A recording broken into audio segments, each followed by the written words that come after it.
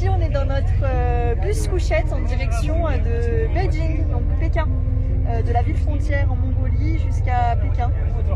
C'est assez confortable.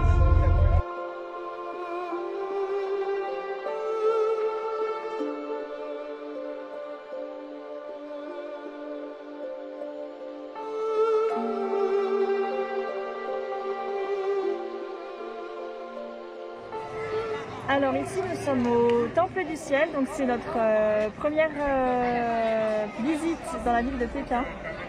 Donc ici le Temple du Ciel c'est en fait l'endroit où de nombreux sacrifices et de nombreuses offrandes au ciel étaient faites. Donc on visite et pour l'instant c'est très beau.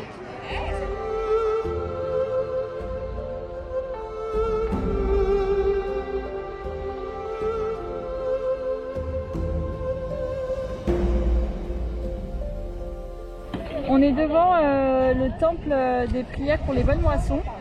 Donc c'est ici qu'étaient déposées les différentes offrandes par l'empereur notamment pour garantir de bonnes moissons et la prospérité à son peuple.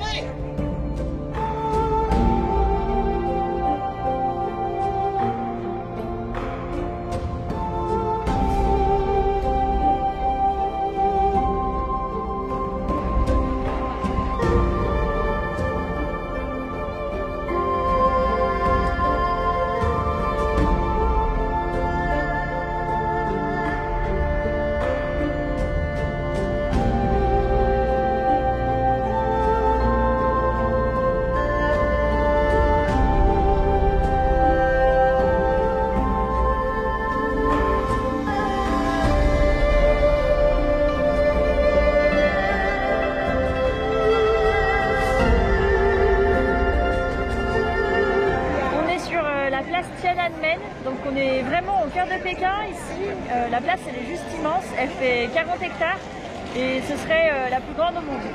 Ici tout fait écho au Parti communiste et notamment parce qu'on arrive juste une semaine après la fête des 70 ans du parti. Du coup c'est assez impressionnant à voir. La cité interdite. Après avoir galéré pendant 1h30, on a enfin trouvé comment on achetait les tickets parce que c'est vraiment mal indiqué.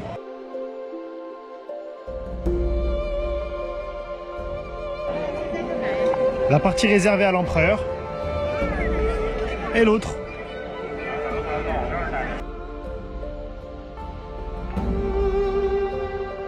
Quand tu passes d'un pays où il n'y a personne dans les steppes à 1 million de personnes au mètre carré.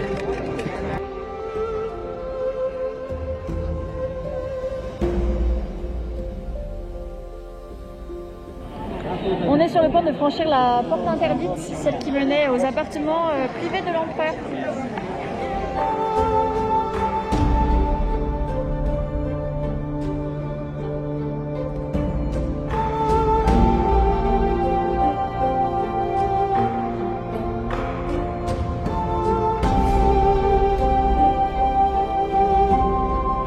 C'est comment? C'est trop épicé. C'est horrible.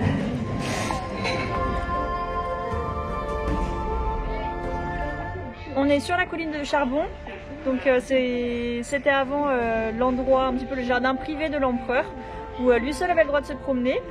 Donc on va monter tout en haut parce qu'il y a une vue magnifique sur Pékin et notamment sur la cité interdite. Donc on va voir ça de nos propres yeux.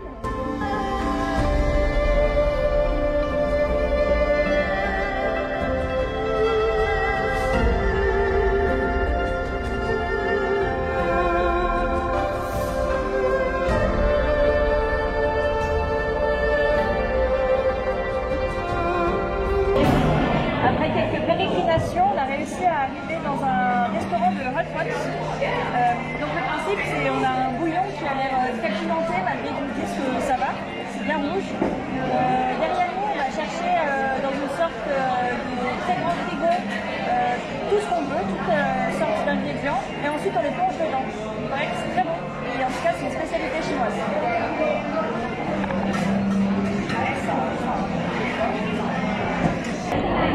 On nous a dit c'est pas piquant, c'est gorgé de piment, c'est terrible à manger, c'est trop fort. Ça aurait été la journée du On se trouve au Temple des Lamas, donc c'est l'un des temples les plus grands de Pékin.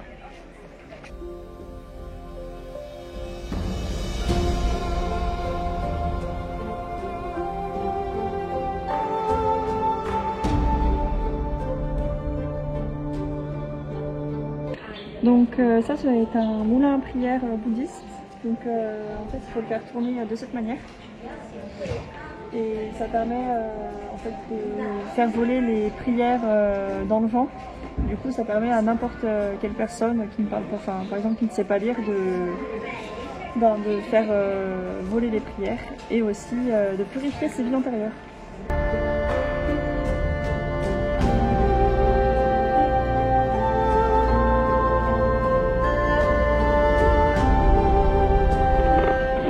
Juste à côté du temple des Lamas, il y a le temple de Confucius. Du coup, on est venu le voir parce qu'il paraît qu'il est très beau également, donc on ne voulait pas le louper.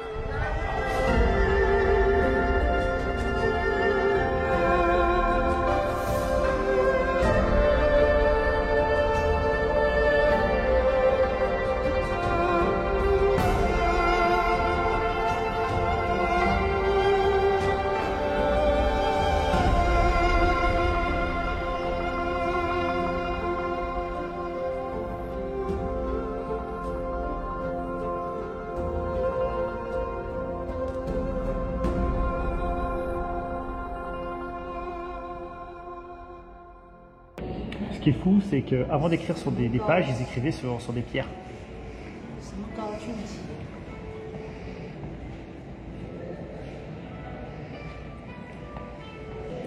Et ce qui est marrant, c'est que dans cet entrepôt qui est juste gigantesque, c'est l'équivalent de 4 livres seulement.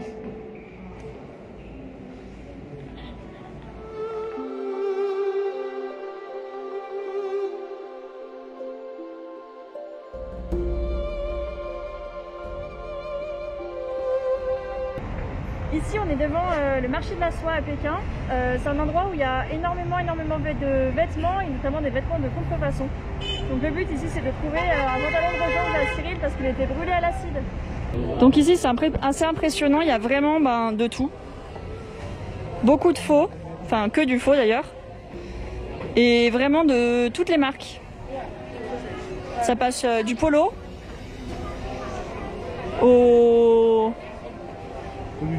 tenues de soirée, aux vêtements de sport, maillots de foot, enfin le bon endroit pour s'approvisionner en faux vêtements.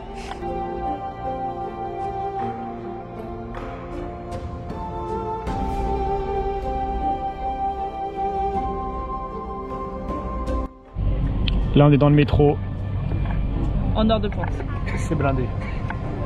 On est comprimé.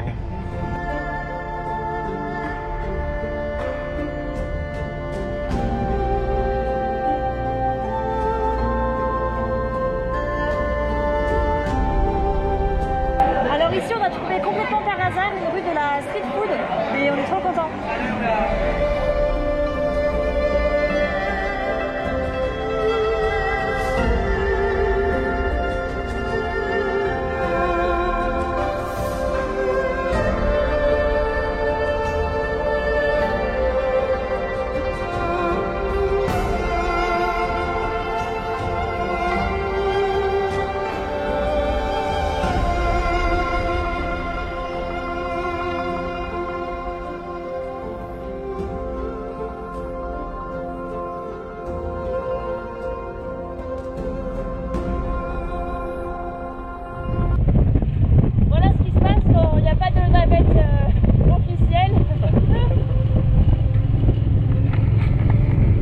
On est enfin au pied de la muraille de Chine, donc sur la section de Jinshanling.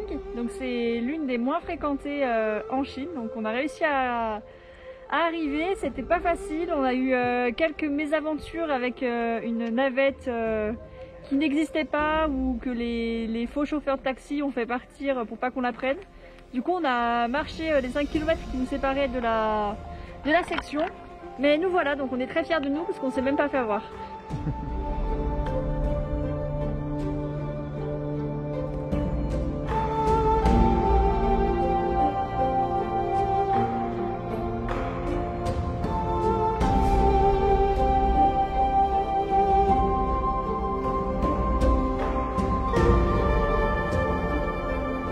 c'est l'heure du repas.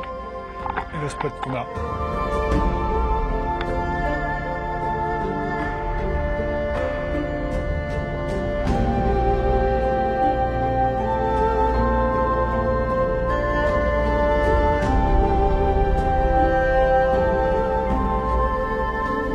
C'est pas bien facile de monter dans le mur.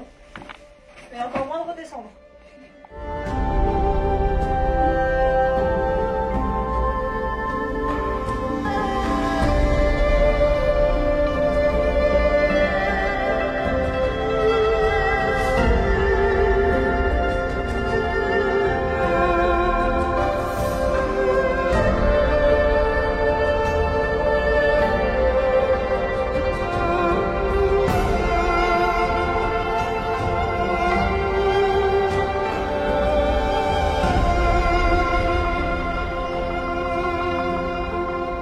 Ce matin, levé très tôt pour aller voir le lever de soleil sur la muraille de Chine.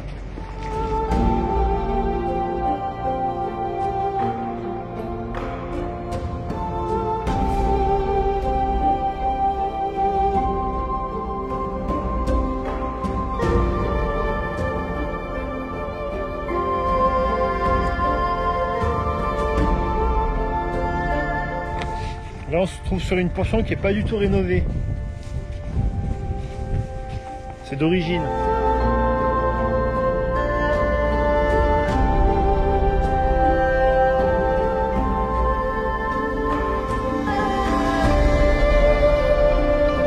C'est le deuxième jour qu'on est sur la muraille de Chine. Donc on a terminé la portion de Jishenlin. Et ben, tout ce qu'on a à dire, c'est qu'en tout cas, c'était vraiment magnifique. On a de la chance d'être sur une portion qui est encore assez peu connue, donc on a croisé vraiment peu de monde. Elle ouvre tôt le matin, elle ferme tard le soir, donc on a pu observer le lever de soleil, le coucher de soleil. Là, on est sur un morceau qui est non rénové, donc complètement naturel. C'est vraiment atypique, ouais. Vraiment beaucoup de charme. C'est magnifique. On adore. Et ben, ça clôture tout ça un petit peu notre séjour à Pékin. Et pour l'instant, on adore. La Chine, c'est génial.